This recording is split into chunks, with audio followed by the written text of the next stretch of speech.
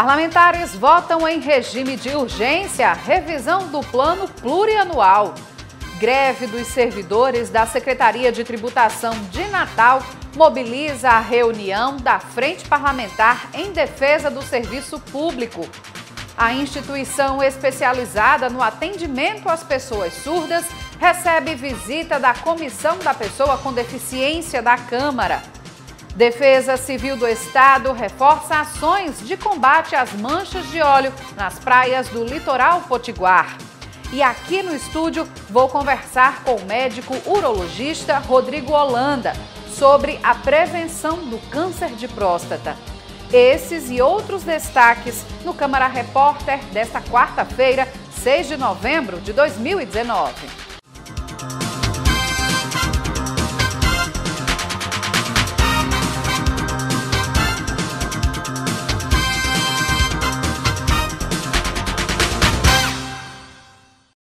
Olá, tudo bem? O Câmara Repórter começa informando que caiu pela metade os recursos que deverão ser recebidos por estados e municípios como parte da venda dos campos de petróleo do pré-sal, a chamada cessão onerosa. Isso porque 2 das 4 áreas colocadas à venda no leilão realizado nesta quarta-feira não tiveram interessados. Com isso, os estados vão dividir cerca de 5,3 bilhões de reais e os municípios também terão uma fatia equivalente. A expectativa era que o leilão arrecadasse mais de 106 bilhões de reais e, ao se fazer as devidas divisões, os estados e municípios tivessem mais de 10 bilhões de reais cada para o rateio. Mas a arrecadação total das 2 áreas arrematadas no leilão desta quarta ficou em cerca de 70 bilhões de reais. Nessa nova divisão, o Rio Grande do Norte deve receber apenas cerca de 162 milhões de reais. Recursos estes esperados para o pagamento da folha mensal dos servidores, que atualmente é de 490 milhões. E veja agora os destaques da sessão ordinária desta quarta-feira, onde foi votada em regime de urgência a revisão do plano plurianual. A instalação da Unidade Básica de Saúde do bairro de Descerrosado foi o assunto abordado pelo vereador Haroldo Alves durante o pequeno expediente. O parlamentar lembrou da audiência pública promovida na casa que resultou na concessão de um terreno por parte do governo do estado para a instalação da UBS. Hoje, recurso existe projeto, existe agora o terreno de fato e de direito para o município, para dar-se início à construção, para libertar aquele povo das garras, vou dizer assim, exageradamente, daquelas unidades de saúde que não atendia com contento, com cortesia, com presteza aquele povo. Já o vereador Dinarte Torres utilizou a tribuna para denunciar a situação de moradores de Mãe Luísa, que dependem do aluguel social da prefeitura. A gente tem lutado para que esse aluguel social ele possa ser ampliado. E, na realidade, a luta maior é para que as casas a população que perdeu as casas em 2014, elas possam ir para suas próprias casas. Elas recebem o aluguel social, mas, na realidade, elas querem voltar para a sua moradia, até porque isso traz mais dignidade para essas pessoas. Em regime de urgência, a Casa efetuou a segunda revisão do Plano Plurianual 2018-2021, proposto pelo Executivo. O objetivo é adequar metas e novos projetos, atualizando o PPA e possibilitando a discussão da LOA. O governo manda algumas metas, algumas funções para a gente fazer uma reanálise. O plano plurianual é o guarda-chuva. É dele que você vai poder se nortear para fazer a LDO e também a LOA, que nós vamos votar já nos próximos dias. A concessão do título de cidadania natalense ao deputado federal Eduardo Bolsonaro movimentou o debate na Casa Legislativa. A honraria foi proposta pelo vereador Cícero Martins. Eu sou do PSL e temos uma afinidade muito grande com Bolsonaro e Eduardo Bolsonaro. Estive com ele em Brasília, fui muito bem atendido e com promessas de trazermos recursos para solucionar o problema da gratificação aqui em Natal. Isso não é a primeira vez que acontece. Sempre que chego em Brasília, eu sou muito bem atendido. Acho que ele é um link importante para Natal. E a gente está tentando dar um título a uma pessoa que está num momento que pode nos ajudar. Como é que uma casa vai dar um título de cidadão a uma pessoa que defende o fechamento dela? Então, não tem sentido. E outra coisa, ele está respondendo 3 processos na Câmara de cassação exatamente por defender a ditadura militar. Então, nós, do Partido dos Trabalhadores, vamos lutar aqui por todas as forças para não conceder esse título, porque é uma afronta à própria Câmara Municipal de Natal. Apesar dos questionamentos, foi aprovado o título para o filho do presidente Jair Bolsonaro por 17 votos a 6. Durante a sessão, a Casa também aprovou a concessão de outros 3 títulos de cidadania. O primeiro, por proposição da vereadora Nina Souza, para Antônio Geraldo. O segundo, por proposição do vereador Ari Gomes, para Franklin Delano. E o terceiro, por proposição do vereador Kleber Fernandes, para Luiz Eduardo Ramos. O Tribunal de Justiça do Rio Grande do Norte determinou em caráter liminar a suspensão da decisão em primeira instância que unificava a tarifa do transporte público de Natal. Com essa decisão, o valor da passagem de ônibus pago com cartão permanece em R$ 3,90 e em dinheiro passa a ser R$ 4,00.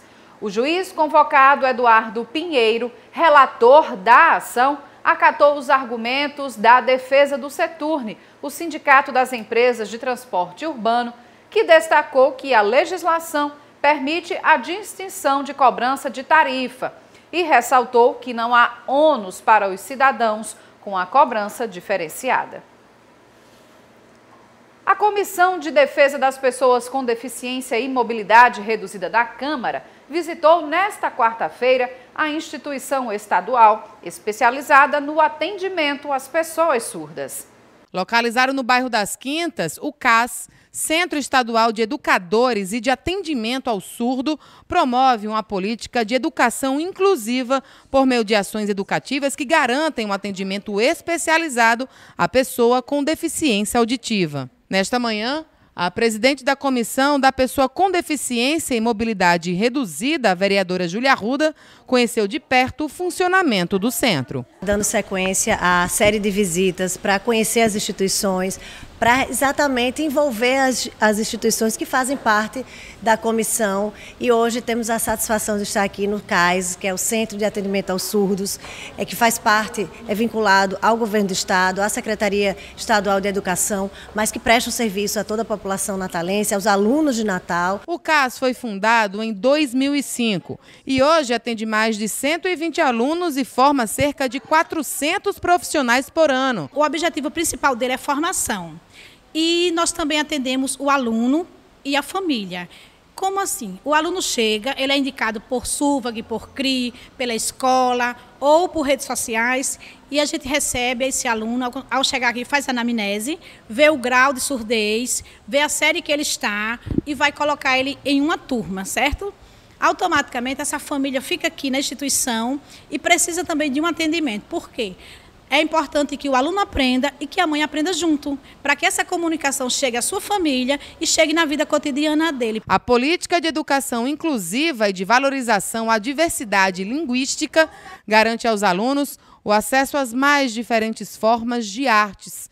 Os alunos participam das oficinas no contraturno escolar. Eu senti a necessidade de trabalhar com artes, né? Falei com a gestora Aldenora, né? Que a necessidade, porque eu atendi alunos, perguntava que cor é essa, eles não conheciam, não sabem quais são as cores, o básico da arte não sabiam. Então, esse foi o objetivo, fazer com que o surdo tenha acesso à cultura popular que ele não conhece. Esses estudantes são encaminhados por diversas instituições, mas a demanda nos cursos de capacitação é espontânea. O CAS atende prioritariamente os servidores da rede estadual e municipal. Todos os anos, as vagas ficam esgotadas. A procura é muito grande, a gente não consegue atender a demanda, a procura, a gente não tem mais vaga, sempre quando a gente abre não tem mais vaga. E fica muitas pessoas triste por não conseguir. Por quê? Porque o nosso estado ainda está caminhando nessa formação, tem curso na ASNAT, mas é particular. Então, quem não é da rede estadual vai para um sorteio de vagas. Então, a gente fica sempre com essa dificuldade. Este ano mesmo, a gente não ficou com uma vaga para atender pessoas que não tivessem matrícula na rede estadual. A comissão vai dar sequência, vai acompanhar, inclusive até marcar uma agenda com o secretário estadual para pontuar algumas demandas que vão surgir aqui fruto dessa nossa reunião, dessa nossa visita aqui ao CAIS. A Câmara Municipal realizou a primeira reunião da Frente Parlamentar em defesa do serviço público. Na pauta, foi debatida a situação dos servidores da Secretaria Municipal de Tributação, que estão em greve há mais de 40 dias. A Frente Parlamentar em Defesa do Serviço e do Servidor Público foi instalada com o objetivo de ser um espaço de defesa dos direitos e da valorização da classe trabalhadora.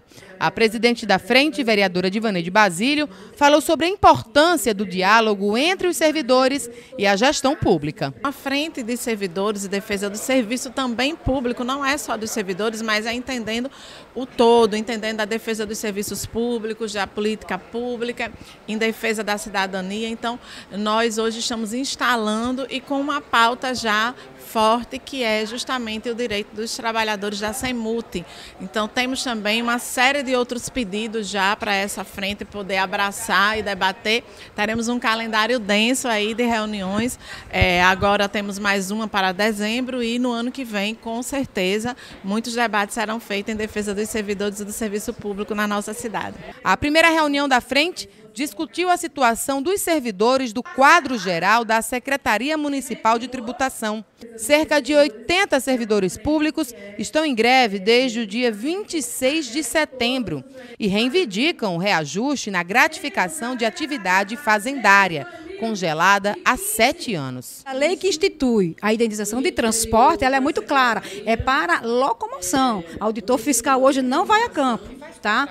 Eles trabalham lá, né, mesmo usando o Google Earth e outras formas de trabalhar, mas eles não vão a campo hoje. Em 2018, no mês de abril, a indenização de transporte deles era R$ 800 e foi para R$ 2.500. E nós estamos há 7 anos com a GAF congelada. Estamos pleiteando algo que é nosso, é de direito. O secretário da pasta municipal, Ludenilson Lopes, afirmou que a gratificação do transporte dado aos auditores fiscais, uma categoria diferenciada dentro do serviço público, é um direito deles, uma vez que a CEMUT não possui frota de transporte. Em relação a esse aumento falado, foi uma gratificação que eles têm de ajuda de transporte, né? Porque o auditor fiscal, se você for no estado, por exemplo, tem uma frota de carros para fiscalização. Aqui no município, eu não estava aqui, eu cheguei em 2015, e me informaram que na época, eu acho que em 2010, não sei quando foi, faz muito tempo, que criou-se essa ajuda de custo, né, do transporte, e evitou-se a frota. Então, por exemplo, a CEMUT hoje ela não tem nenhum carro, inclusive nem eu uso o carro da CEMUT. Então, é uma secretaria que não tem frota nenhuma. Os auditores realizam seus trabalhos fiscais, inclusive, quando necessário, nos seus próprios carros, com seu próprio combustível. Geisa trabalha no processo de execução fiscal da CEMUT. Ela afirma que essa gratificação do transporte deve estar atrelada ao serviço desempenhado, ou seja, os auditores fazerem um trabalho de campo, o que não acontece na Secretaria de Tributação. Tem sido duro para a gente, né? O que a gente vê é uma discrepância em relação, porque a greve ela é considerada até agora constitucional, tá? Não foge à constitucionalidade. Nós estamos atrás da reposição da GAF, que é a gratificação de atividade fazendária, e é interessante que fazem 7 anos que essa GAF não tem aumento. E a lei que a instituiu demanda que todos os anos, na database, teria que ter o aumento dessa GAF. Há quase 40 dias de greve, os servidores tiveram um salário descontado pela Prefeitura. São técnicos tributários, ASGs e vigias, que sofreram a perda de cerca de R$ 1.000 nos vencimentos. Deflagramos a greve no dia 26 de setembro, né? E o que é que houve no contra-cheque de outubro? Corte nos salários.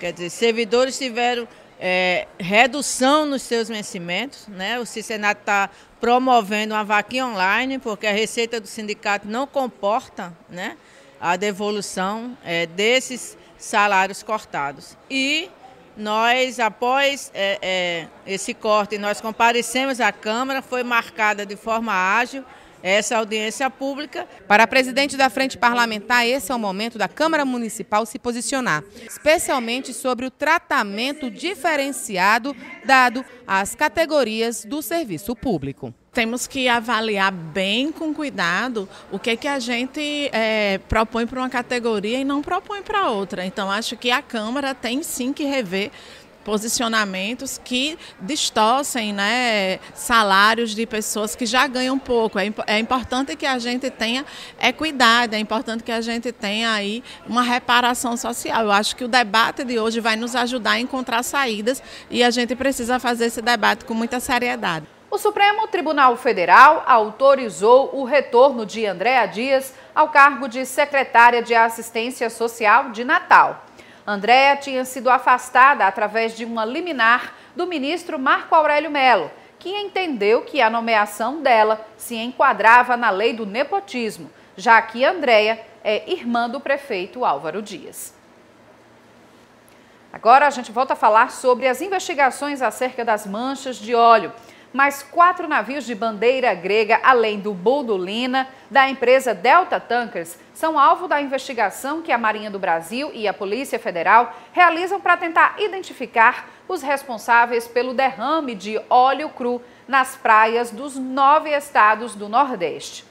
Enquanto isso, no Rio Grande do Norte, a Defesa Civil continua mobilizada para limpar as praias do litoral potiguar.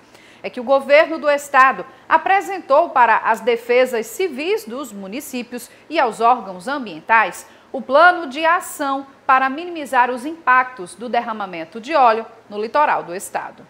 A Defesa Civil e o Instituto de Desenvolvimento Ambiental do Rio Grande do Norte, responsáveis pelo monitoramento das manchas de óleo nas praias potiguares desde o início do aparecimento, se reuniram na última terça-feira com coordenadores dos municípios atingidos para apresentar as ações de recolhimento e descarte do petróleo encontrado. O plano de resposta e mitigação, ele é um planejamento prévio de todas as ações que devem ser desenvolvidas durante um período. É previsto, inclusive, nesse plano, a revisão dessas metas. As ações de resposta, são 11 ações de resposta, que são aquelas ações mais imediatas que se prestam a atender propriamente o desastre. Além delas, tem 6 ações de mitigação, que num período de normalidade, nós chamaríamos de ações preventivas. As ações de mitigação são aquelas que pretendem diminuir ao máximo o impacto do desastre que já aconteceu. Os participantes também receberam instruções sobre a lista de voluntários a serem capacitados e planos de chamadas para equipes de prontidão e simulados. Na reunião de terça-feira, principalmente o maior objetivo foi incluir nessas capacitações, nesse movimento de prevenção, de mitigação desse desastre, os municípios que estão localizados na Costa Branca do estado, em virtude da possibilidade deles receberem óleo. Portanto, em virtude dessa ameaça, nós trouxemos todos os coordenadores mais uma vez, aí incluindo 2 municípios da Costa Branca, para passar orientações com relação a capacitações, com relação ao monitoramento, com relação à destinação final e para retirar algumas dúvidas que eventualmente acontecessem no processo. Outra reunião aconteceu na manhã desta quarta-feira, dessa vez com o Gabinete de Gestão Integrada, o GGI, formado por diversos órgãos federais, estaduais e municipais. Ao final das reuniões, eles são gerados encaminhamentos. E dentro desses encaminhamentos estão, como por exemplo, de uma forma imediata a ser tomada, será exame laboratorial do pescado. Isso é uma urgência nossa, porque nós queremos saber, através de laudos conclusivos de laboratórios com respaldo, que se o nosso pescado ele sofreu em alguma proporção contaminação ou não. E veja a seguir, vou conversar com o médico urologista Rodrigo Holanda. A gente vai conversar sobre a prevenção do câncer de próstata. O Câmara Repórter volta já, não saia daí.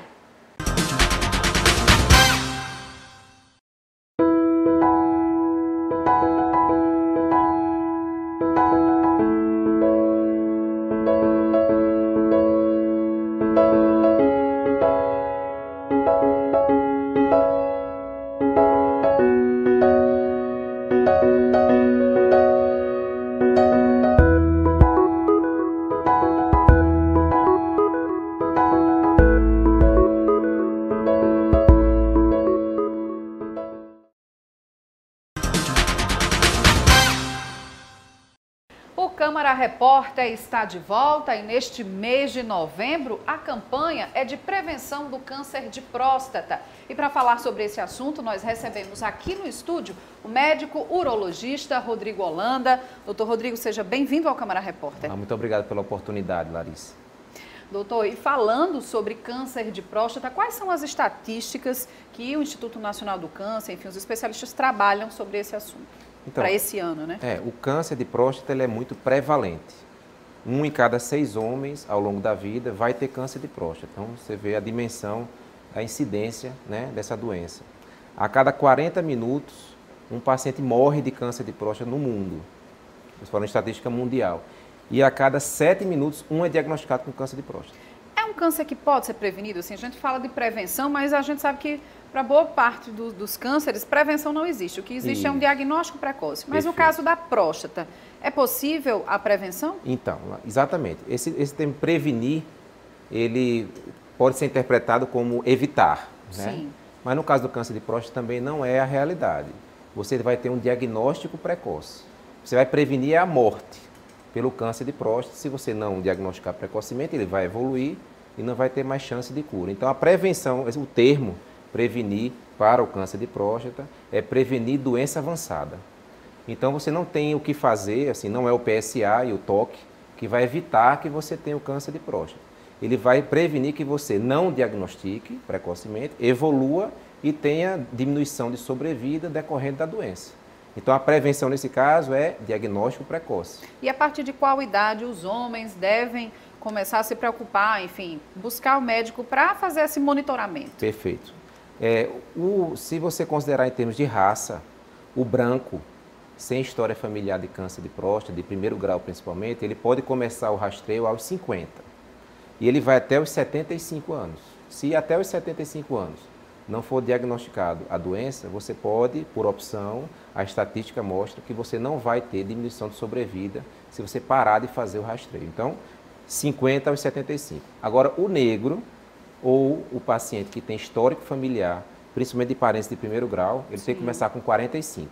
O problema é que no Brasil, o branco sem estar miscigenado é muito raro. Sim. Então, se você tem algum na sua árvore, né, genealógica familiar, você tem algum negro, comece aos 45. Porque para os negros a incidência é maior? Estatisticamente, a raça ela tem mais predisposição, a raça negra, a ter câncer de próstata. E, doutor, quais são assim, os primeiros sintomas que indicam que, não necessariamente um caso de um câncer, mas que a próstata está alterada? Quais seriam os primeiros sinais? Isso é uma grande confusão que o paciente faz e, às vezes, evita, impede que ele vá procurar. Porque ele diz assim, eu não estou sentindo nada, né? Por que eu vou fazer? Se eu estiver sentindo alguma coisa, eu procuro. Sendo que essa não é a realidade. O câncer de próstata, a doença câncer de próstata, ela é assintomática. Então, na fase que ela vai ser diagnosticada, tratada e curada, que é a taxa de cura na doença inicial de 90%, ela é totalmente assintomática. O que traz sintoma prostático é outra doença, é a hiperplasia benigna de próstata, não tem nada a ver com câncer. Sim. Então, às vezes, o paciente bastante sintomático, que está urinando ruim, que está até com sonda, porque não urina mais, ele não tem câncer. Em contrapartida, uma pessoa que urina normal, sem qualquer sintoma, pode ter o câncer de próstata. Então, não se deve aguardar sintoma, porque, via de regra, o câncer de próstata, aquele que pode ser curado, ele é assintomático. Doutor, como a gente aqui também, nesse processo de esclarecimento, né, de levar a informação para quem nos assiste, nesse caso o público masculino, para a gente também buscar quebrar esse tabu. Às vezes os homens ficam preocupados, tem que necessariamente fazer o exame de toque, sempre tem que fazer, ou, enfim, é recomendado que se faça os dois, ou apenas o de sangue, né, o PSA que se chama, é necessário fazer? Como é que é isso? O screening, o rastreio que a gente faz, ele é baseado em PSA total e toque. Um não exclui o outro. Se você tem um PSA normal e um toque alterado, você tem que progredir a investigação, seja com ressonância ou até com biópsia de próstata. Se você tiver os dois alterados também. Então, você tem que ter os dois normais para você dizer, tá tudo bem, o screening acabou aqui, você não precisa progredir com ressonância, com biópsia. Outros exames. Sendo que se você fizer o PSA anualmente e o toque bienalmente, ou seja, a cada 2 anos, é suficiente. Então, o toque anual, ele pode ser feito, mas se você fizer a cada 2 anos, fazendo o PSA anualmente, já está ótimo. Doutor, e falando em próstata mesmo, né? Por que ela é tão importante, né? Ela é uma glândula, é isso?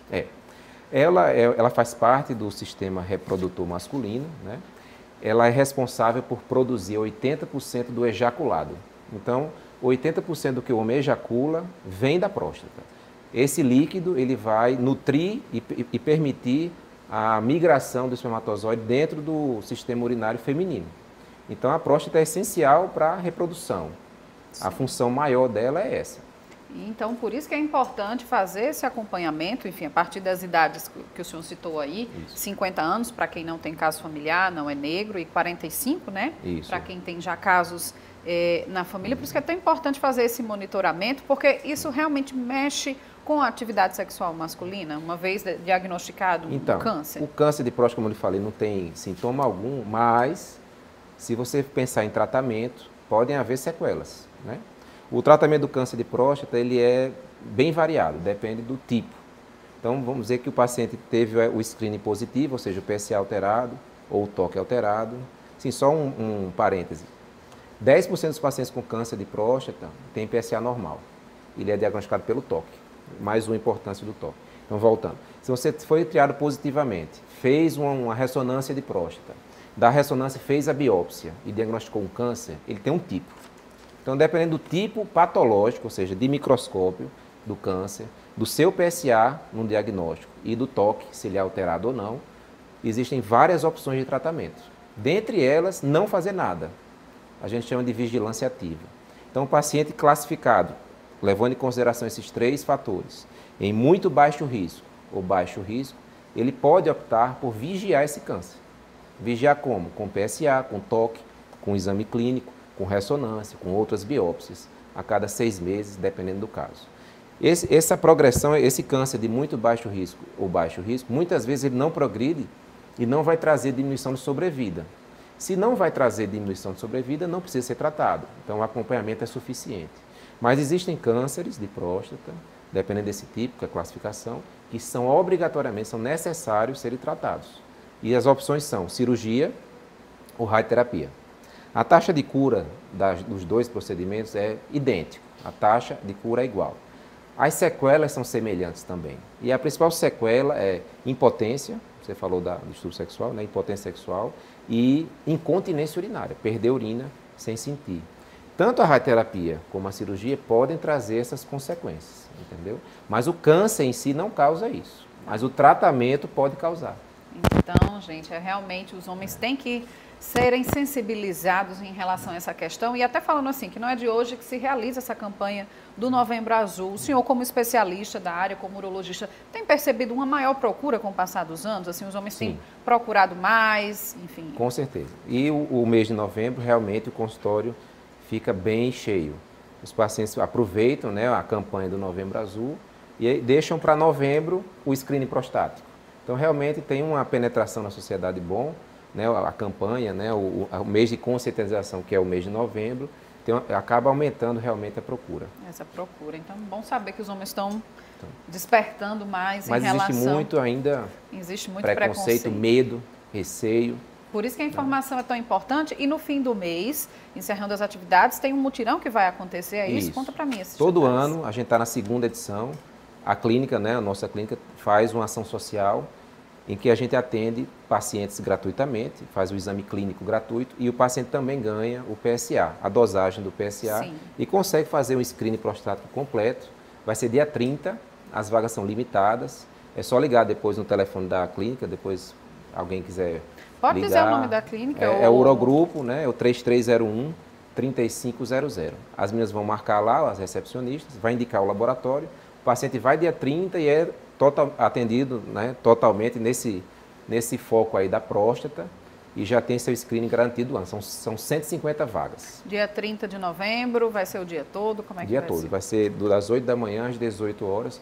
Os 150 pacientes vão ser atendidos nesse período.